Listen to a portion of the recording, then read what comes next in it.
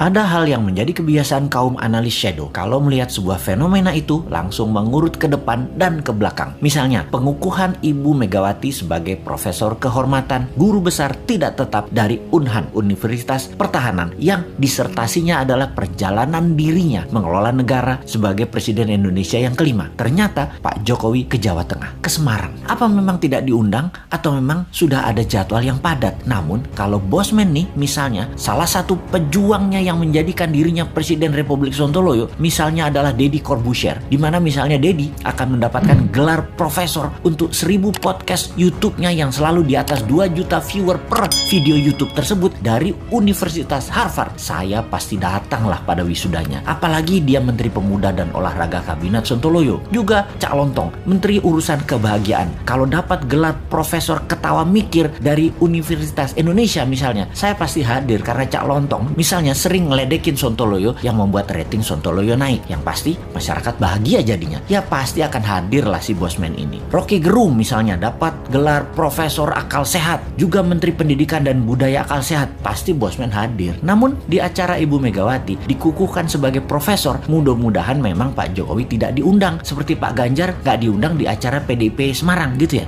Tapi sekali lagi, kok Pak Jokowi ke Semarang ya, ke Ganjar ya? Kenapa ya? Gak ke Saudi sekalian urusin supaya Indonesia bisa berhaji misalnya.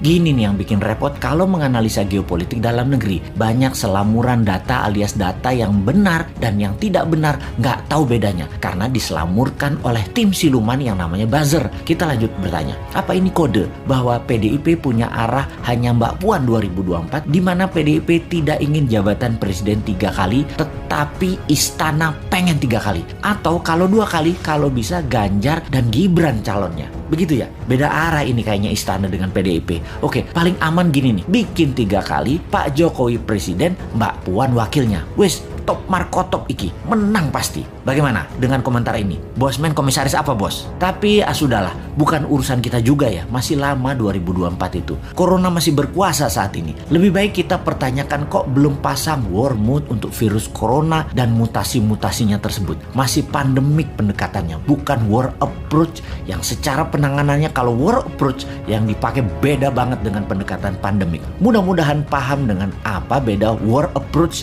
dan pandemic approach.